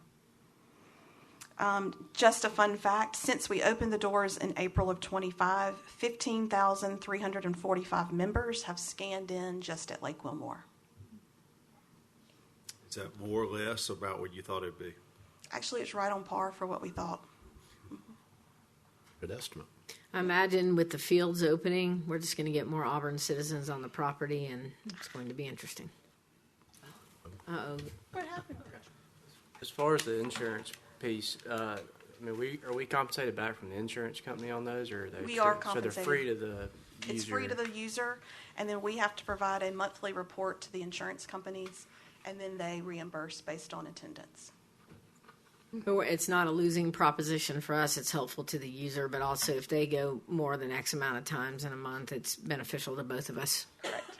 Very And much the, so. The rates at Wilmore, they've been fairly well received from the community. We have. Ever since we opened, we've had very positive feedback, and so a lot of people love the ability to be able to utilize Wilmore, Frank Brown, and Boykin, as well as certainly during the summer, both pools. Great, Yeah. thank you. And we'll continue to evaluate right now folks that don't work in the city limits that are not citizens of Auburn are not allowed to have a monthly membership in essence, and we'll evaluate that over time if we change our minds about that depending on usage. We were keeping the numbers where our residents had the first opportunity, plus everybody who pays the occupational license fee in essence, they are also eligible, which is a lot of people. We've had some pushback from a few folks that thought that they ought to have better access than they get, but our goal right now is to serve the citizens of Auburn and those who work here, and then if we think there's capacity, we'll talk about allowing others in a limited fashion. Correct. Okay. So, parks and cemeteries. Our park and facility reservations as of July 31st are almost at 1,300. And what that means is that's everything from renting a classroom for a baby shower to an outdoor pavilion to even an athletic field if it's a travel team, baseball program that wants to practice. But as always, our top reservations go to our outdoor pavilions, with Town Creek Inclusive, again, year after year, continuing to take the lead, with so far 154 reservations through July 31st. It is hard for us to gauge attendance at all of our parks because they're open year-round, multiple ways to access them. So how we gauge attendance is just based on those reservations. So just based on the reservations alone, we know that we're almost at 34,000 attendees to the park with just those reservations. Switching to cemeteries, because we do get asked this question often. For FY25, we have currently to date had 90 traditional burials and 18 cremations. For FY25, we have sold 125 ground lots and 17 niche lots. Remaining plots available, this is also a popular question. We have 0 ground and 0 cremorial in Memorial Park, but we do have 125 niches available. In Pine Hill Cemetery, we have 0 ground, 200 lots in the cremation garden, and 313 niches. In Town Creek Cemetery, we have 298 ground surveyed lots currently available, with exactly 2 remaining sections left to open in the cemetery. And what that means is those 2 sections have not been ground surveyed as of yet, but we have a guesstimate that those 2 sections will possibly hold around 200 each. And then 114 columbarium niches. And then for Westview Cemetery, we have 1,456 ground surveyed with 134 niches available there. Only 90 in-ground barrels? For this year so far, yes. Where are people going? Well, maybe we're a little bit healthier this year. Do you think you'll be looking at some changes in costs coming up, and also the Cemetery Advisory Board needs to be reviewing our plot? We are selling a lot of plots to people. They have to have, you want to explain your nexus to Auburn or not thereof to buy one? So yes, residents, we have a resident fee and a non-resident fee. The non-resident fee is double what any of the different locations cost. So for example, let me pull it back up. I think getting at is talking about whether that non-resident side and looking at some data thereof. I get it that people have an affinity for Auburn, but we also have a very large, very expensive cemetery project that didn't enter the budget for the next cemetery, and I think it's something we have to begin to talk about, and that's challenging because somebody can buy a plot while they live here and move away and they own it, but it is something I just want to make sure we've talked about. You're comfortable with. Cemetery Advisory Board would say what they say, but we are selling plots at a very high rate. The mayor and I sign all the deeds, and it is almost on the daily. So yes. And so, for example, our opening and closing standard burial fee is $275. Which has not been raised in many, many years and is much lower than our neighboring cities. And we also open graves 7 days a week. Correct. We are willing to do that. Not every city around us is. And we right now feel pretty strongly that families need to bury their loved ones when they need to bury them. Yes. And so at this time, we don't recommend a change to that, but yeah. Absolutely. There are 1,456 ground surveyed. What does that mean? So there's 1,456 cemetery lots left that people can purchase. So you can either purchase 1, you can buy it instead of 2, 5, 10, but that's how many are left for families to purchase to bury their loved ones. So if you enter in Westview, is that on the right side? Is that where all that land is? It's throughout. Oh, throughout. Yes, ma'am. But definitely the right side hasn't been started yet. But yes, ma'am, they're also spread out throughout the cemetery. Okay. And then future projects, because we never have enough to do and we want to do more. We have a lot on our list. This is just the first start. But we definitely want to continue to install our outdoor AEDs at some of our parks and facilities. After completion of the site master plan, we, of course, would like to move forward with Phase 1 of Richland Park. We want to renovate the MLK Park field to include installation of LED lights, as well as regrade and replace the outfield grass and replace the fencing. We want to restore the original bike trail at Lake Wilmore Park and plan for potential future construction of additional trails on that campus. We want to resurface our outdoor basketball courts at Boykin and at Frank Brown. We need to construct an equipment maintenance barn on the campus of Lake Wilmore Park. We want to pave the driveway and parking lot at the hillside of Singham Harris Park, construct a trail around the outer perimeter of Wire Road Soccer Complex, and install a pedestrian bridge over the creek at Graham McTier Park. We want to re-asphalt and stripe the outdoor basketball courts at Westview Park, add bleacher covers at Felton Little Park, and install new playground equipment. We want to renovate and restore the Hickory Dickory Playground, again, based on what the Leathers representative recommends. And we want to add shade structures and pavilions to the Wire Road Soccer Complex. And we want to construct and install a restroom building on the upper hillside at Sam Harris Park. So there's just a few things that we would like to do in the next 2 years with your help. But again, where's the Graham McTier Park? Graham McTier Park is right there at the intersection of where Ross turns into Chewacla and Skinny Park. Okay. Yes. Yeah. Yes.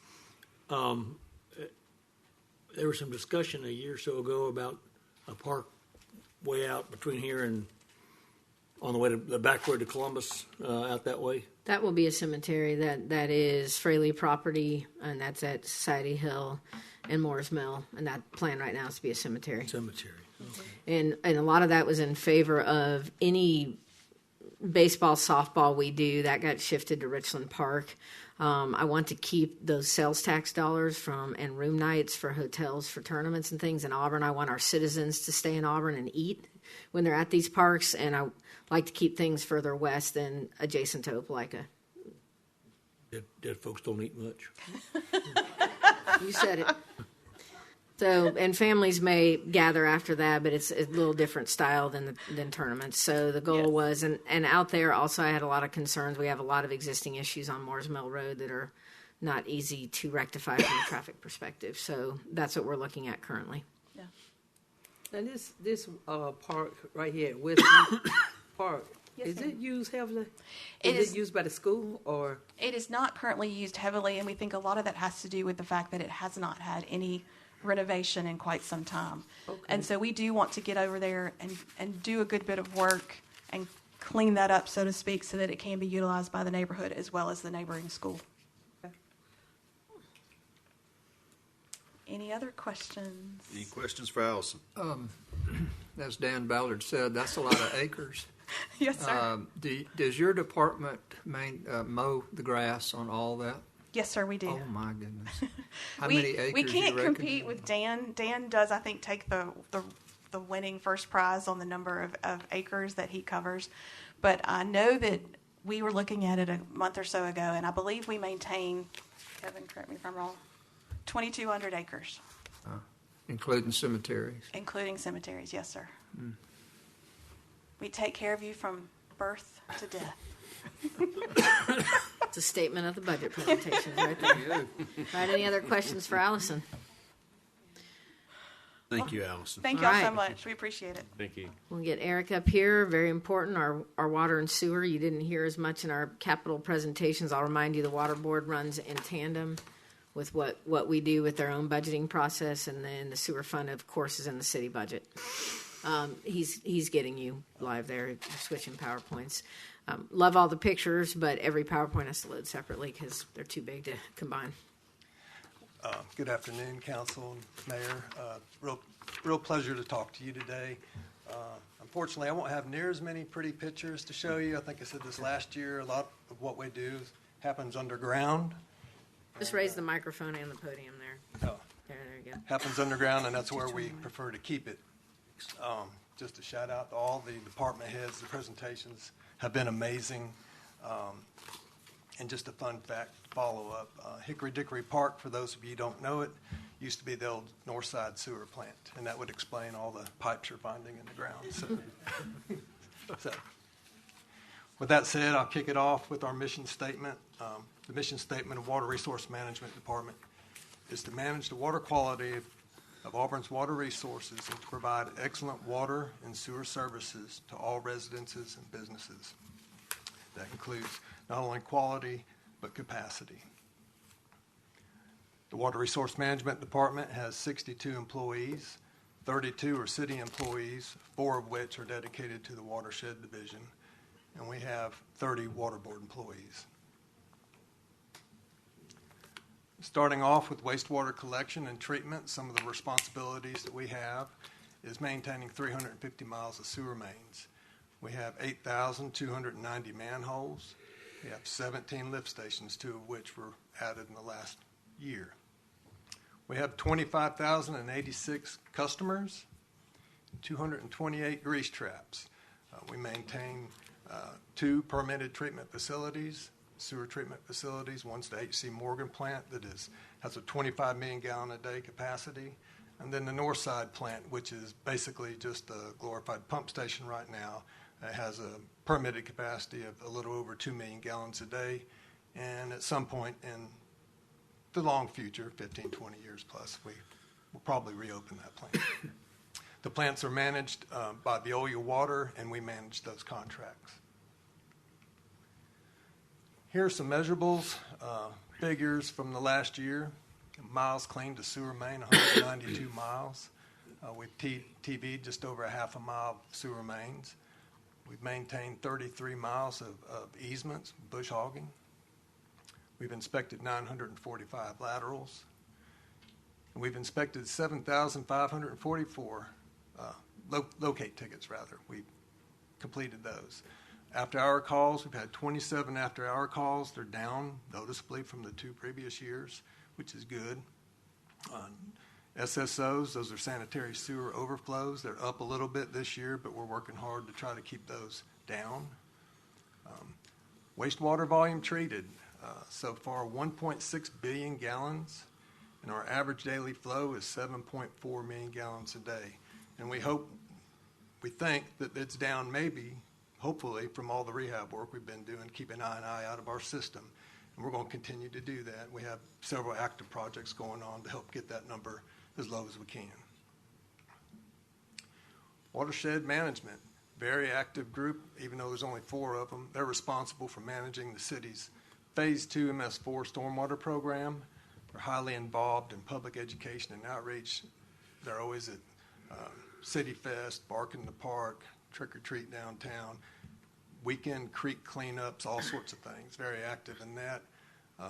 They're responsible for inspecting illicit discharge complaints, construction site stormwater runoff control, post-construction stormwater management, inspecting city facilities for pollution prevention and good housekeeping, making sure that spill prevention's on everybody's mind.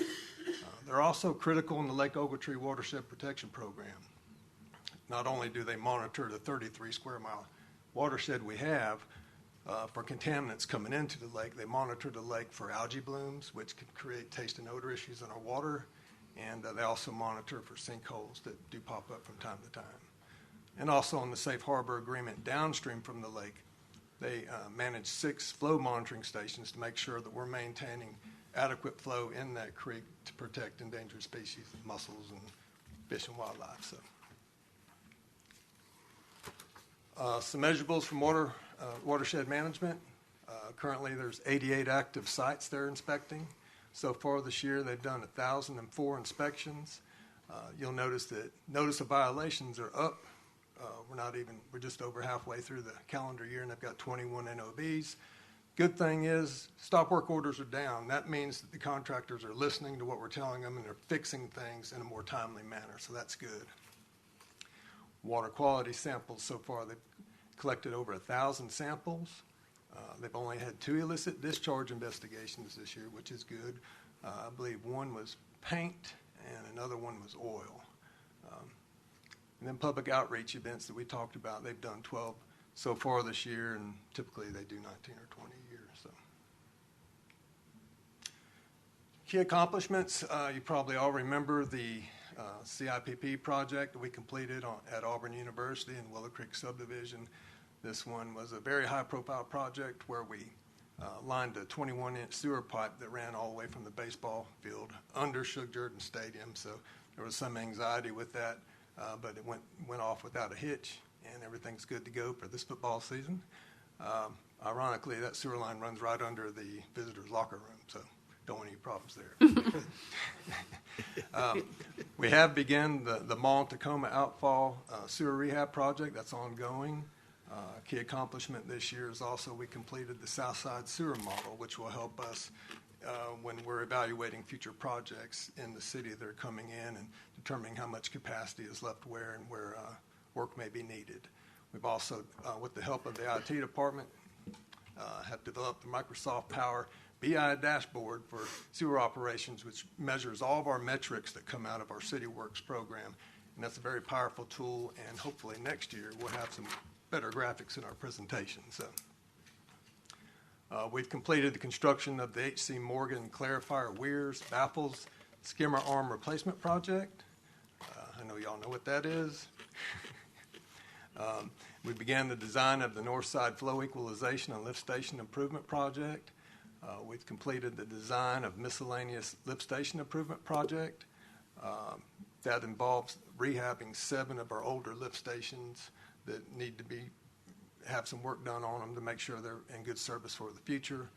And we just began the design of the Northwest Sewer Lift Station and Force Main Project, which will help serve Northwest Auburn and add some additional capacity to that North Side Basin. So, performance goals. We've got 2 new maintenance workers in the budget, and we're hoping with those that we can help meet these goals and continue to perform. We want to bush hog and inspect all our sewer easements at least once a year, preferably twice. We like to clean and TV and inspect at least a third of our entire collection system each year. We want to inspect all grease traps quarterly. Right now, that's a challenge. Respond to all locate tickets within 48 hours.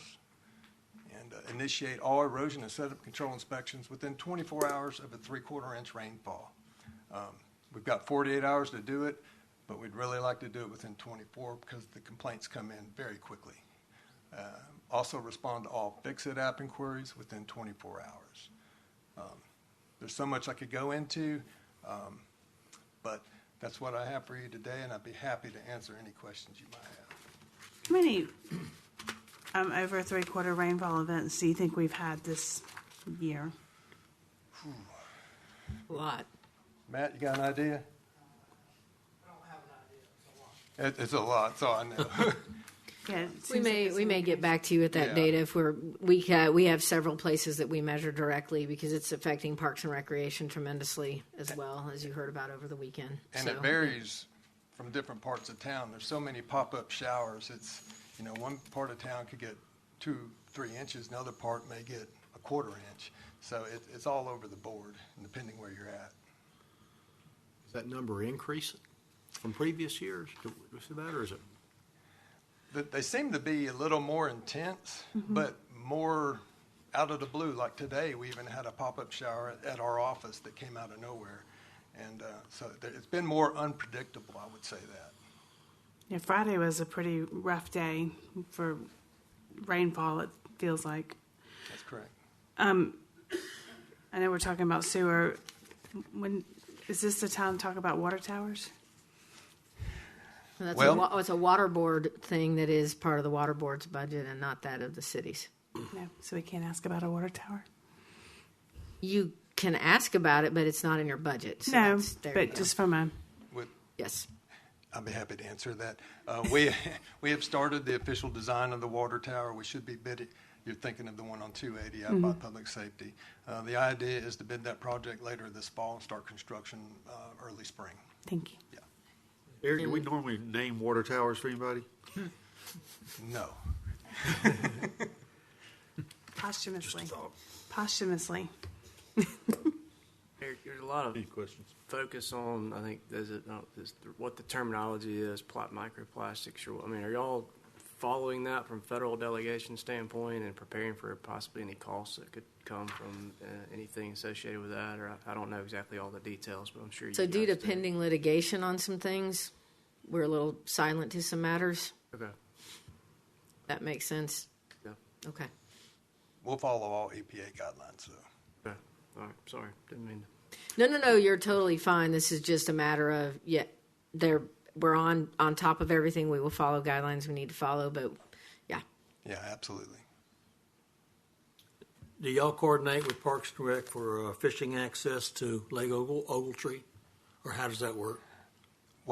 We have the Village Conservation Club, who has basically held the lease on that property for over 50 years. But any city employee can come by the water board and get a pass and fish. Yes. But you mean there's a waiting list that is controlled by that group? That's right. There is a waiting list. But they can get Who's the application. Who's the lease with on the city side? It is, well, it's with the On the water water board. board. The water Water board owns board? the property. That's correct. And there's a whole list that is managed by them. There's that group. You get on the list. Eventually, people get in, but it. Yeah. Usually, I think the wait is about 4 to 5 years. But city employees can go without having to go through that period?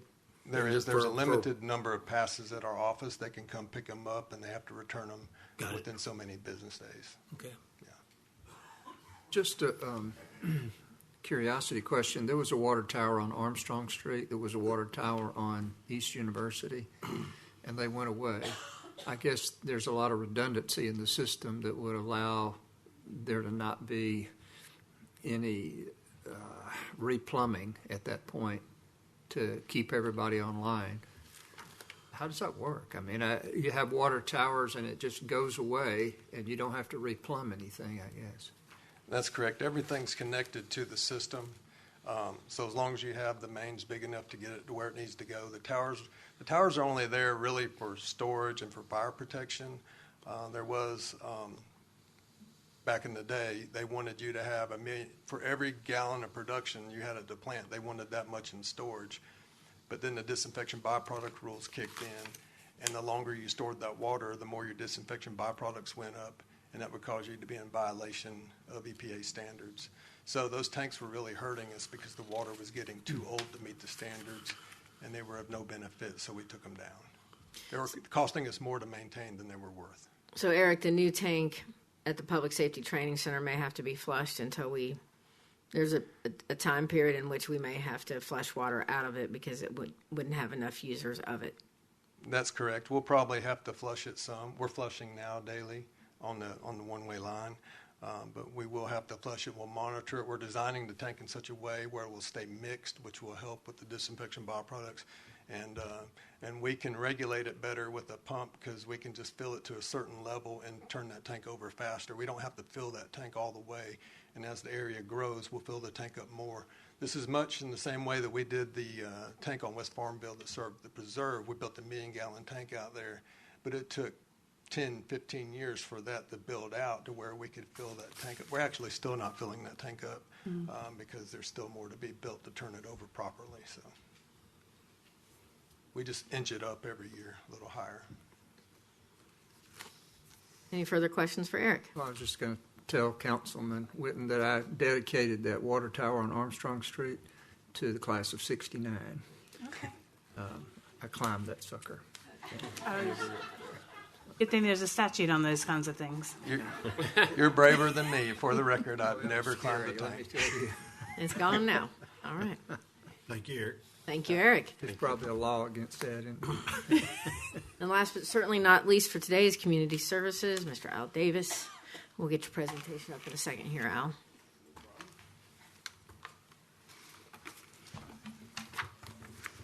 He's the first part of development services that will continue later this week. All right. Good evening, Council. It's always a pleasure to say a few words about the Community Service Department. It's one of the smaller departments, but a very, very efficient department. I want to start with just showing the initiatives. I'm not going to read all of these, but what I do want to say is that we have really two main purposes, two main responsibilities, and that's one to administer the city's Community Development Block Grant Program, which is what we call CDBG. And the other one is to manage the wonderful Boykin Community Center, which we often refer to as the Boykin Service Center because of the array of services that's offered under one roof. From child care to a health clinic, it's all in the same place, which makes it, very convenient for our low income citizens that come there for services and for just citizens in general. Approximately 700 individuals come through our doors daily. You wouldn't think that many people visit Boykin, but we do have a lot of visitors, a lot of individuals that come there, not only because of the various services that's offered there, but of course we provide services to low-moderate residents as well. So it's a very busy place on any typical day. I would like to note that the CDBG fiscal year differs from the city's fiscal year. Our fiscal year runs from June 1st of every year to May 31st. So you'll see our metrics presented a little bit different tonight because our years are slightly different from yours. HUD has already authorized our funding for this year. We're now in the FY25 CDBG funding year. Even though they have authorized those about $702,000 this year, they haven't released the funds, which is not unusual. Sometimes our funds not released until later in the year, but they still do expect us to spend those funds by May 31st. So our staff will be busy once they actually release those dollars. We do a lot of our work, most of our work, through subrecipients. And subrecipients are those agencies that receive funding through our CDBG program. We have 2 housing rehabilitation subrecipients, the Presbyterian Community Ministry, PCM as they are known throughout the community, and Alabama Rural Ministry. Those are the 2 agencies that we work with housing rehabilitation. On public services, we have an array of agencies, nonprofits that we work with, from the United Wellness of East Alabama Medical Center, who provide services to persons affected by HIV/AIDS. And My Brother's Keeper is one of our subrecipients that provide public services to low to moderate income children. Auburn Housing Authority, we work with them.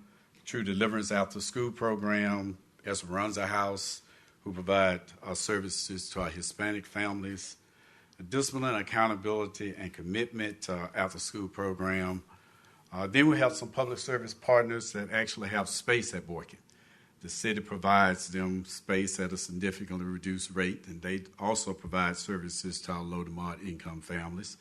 That include Auburn Daycare Center, Joyland Child Development Center, Boys and Girls Club of East Alabama, Auburn Community Development Corporation, which is a nonprofit of the Auburn Housing Authority. They actually operate the Boykin Pantry.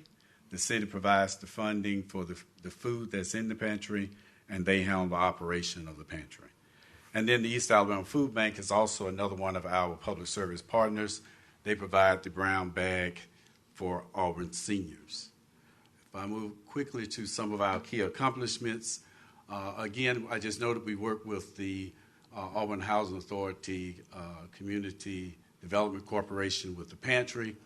We have seen a steady increase in the number of people using the pantry, and you're going to see that here in a minute when we look at our metrics. That is really one of the metrics that concerns us, and you'll see why when we get to the total tonnages that goes out of the pantry every year. We partner with Auburn University's Lifelong Learning Institute. They work with us with the seniors. They provide programming actually at Boykin. They provide some movement classes. They provide some other type of courses sometime at Boykin, so the seniors can participate in those programs without having to go to their site near campus. So that's been a great partnership with the senior program. And then I think one of the greatest accomplishments for us this year is just to finish our 5-year consolidated plan. That was a very difficult process, a long process. We talked about it at a council meeting a couple of weeks ago, but we was happy to get through that process and get all those plans submitted to HUD. They have been submitted to HUD, and HUD is in receipt of them and reviewing those plans, so we are very happy as a staff to get through that process. A few metrics I want to hit on for a few minutes, talk about for a few minutes, is our housing rehabilitation program has always been a major CDBG activity for the city. We have seen an increase in the number of units that were funded strictly with CDBG dollars. But I want to note here that both the Alabama Rural Ministry and PCM also have their own funding. So that we're able to help a lot more people than the 4 people you see in 24, because those agencies also provide their own funding mechanisms that they have, along with volunteers that the Alabama Rural Ministry uses a lot of volunteers that are able to help quite a few citizens as well. And we work with other nonprofits in the community on little small projects. If we have a senior call and said, look, my steps are to the front door, need replacing, we would reach out to other community partners like the Dream Center. They would come in and do those little small projects for citizens, and they do a lot of them throughout the community. A lot of people don't know that, but they do a lot. So we're able to utilize them. The students at the university, they have an annual program that we utilize them also to do some minor repairs. So there's other organizations within the communities working with us on the housing rehabilitation side of the house. The affordable housing program, we were very happy last year that we were able to finish the last of the 3 houses in Tucker Heights. So we were very thankful to the North Auburn Housing Development Corporation that worked with us on that. We see a steady number of an increase every year in the number of youth participating with programs funded by CDBG dollars. The sports vouchers are one of the things that we fund in conjunction with the Parks and Recreation Department to allow so many low-mod young youth to be able to participate in the various Parks and Recreation programs. We're very thankful with our relationship Parks and Rec to get that done. We treat our rental utility and mortgage assistance program as a prevention measure to keep people out of the state of homelessness. We find if we keep people in the houses, they were not going to end up on the streets and become then a case that we have to deal with in terms of trying to find some means of getting them help because they're in a homeless status. So our rental utility and mortgage assistance programs go a long way to keep people out of that circumstances. We continue to work with the Food Bank of East Alabama to provide brown bags program for our seniors. That has been a popular program for a long time. And this is the figure that I mentioned to you earlier that begins to concern us. If you notice the number of food distributed monthly, and we count it monthly. These are annual fees that you see on the screen, but we track it monthly. You can see between 23 and 24, we increased the number of pounds that was going out from the Boykin Food Pantry from 52,000 to 69,000. And that's steadily increasing. We see a lot of more younger people coming into the pantry than we saw some years ago. Our other partners in the community that also offer assistance through their food pantry are seeing increases. Food insecurity is beginning to become a problem in our community, and one I think we're going to have to continue to pay attention to and track as we go forward. But this is a number that we're looking at very closely. We certainly try to make sure we fund the food pantry at Boykin sufficiently so we can help as many people as we can. But we are seeing a steady increase of people that we don't see every week, people we haven't seen before, come through the door. So we know that a lot of people are taking advantage of the pantry. And some of you that have been over and worked in it will know also what I'm referring to. We're very proud of our veggie trail at Boykin. It was put in place to give the children there an opportunity to see what it was like to grow something. It produced quite a few pounds, as you can see from the screen. The children enjoy going out and participating with it. They enjoy sometimes helping with the harvesting of the fruit and vegetables. The daycares at the center often use some of the vegetables in their food program. They give others to their parents. Some of the teachers take vegetables from it. And we give a lot to the seniors. So it has been a very popular addition to the Boykin campus. The last thing we got to harvest this year is the sweet potatoes. We'll harvest them later in the fall, but it has been a wonderful program for the Boykin Community Center. So we're just very proud of what we're able to do in community services, and we have a passion for what we do. We say if you come to community service, you're either going to love children, love seniors, or love both. But if you don't love either one of them, that's not the place to be. So with that, we'll certainly I'll be happy to answer any questions or anything you might have of me. Anything, Val? Any questions? Is the fitness center in Boykin under you, or is it under Parks and Recreation? It's under me. We manage it, but we work closely with Parks and Rec. And whatever they do, we tend to mirror what each other do, and we manage the staff in the fitness center as well. That falls up underneath our department. So the citizens' access to that, if they have a pass for Frank Brown that worked over there? Same one. If you're a member, you can access either fitness center. We tend to get a few more ladies at our fitness center because it's not as crowded, and they tend to like it because they're not, having to compete with the guys in the weight room. So they tend to like to come there. Why isn't it under Parks and Rec? Well, because we're on site, and it just really helps to have whoever is managing that to be on site. Because there are things that happen in the fitness center, issues that come up. So if citizens do have any questions, they can just walk right next door and talk to It's purely for efficiency reasons. Yeah. It makes no sense to have multiple departments operating a building when we can have one. And it's the same, some of the things proposed in the budget, there'll be one grounds person. The library doesn't have to have their own grounds person, but Public Works is adding one that deals with parts of the Boykin campus, and or actually Parks is, and so on. So it's an efficiency thing. So there's a person on site at your fitness center? They report to me, the person in the fitness center that work, the part-time person in there do report to me. Okay, so Al, the vegetables that's grown at the Boykin Center, I heard you say that y'all give them to the seniors and stuff. Do y'all just give them away? You're not selling anything? We just give them away. Just give that away. Okay. They enjoy getting some fresh vegetables. So it's, okay. And the same thing when you give them to the daycare centers over there. Correct. And that type of stuff. Correct. Hey, any other questions for Al? Thank you, Al. Thank you so much. Thank you. Appreciate it. Yep. All right, that concludes everything for today. We'll wrap it up with the remainder of our departments. We'll be back here on Thursday to do that. We are skipping, we're not doing our Monday, Wednesday cadence. We're on Thursday. And so look forward to seeing everybody then. We have council tomorrow, and I will be adding I've talked to most of you, and I'll catch those of you who I haven't. We'll have an executive session that we're about to legally advertise on Thursday after Thursday's budget meeting. And we'll have to actually call a meeting to order to go into executive session, and we'll be doing that. I'd like everybody to talk to you before we leave.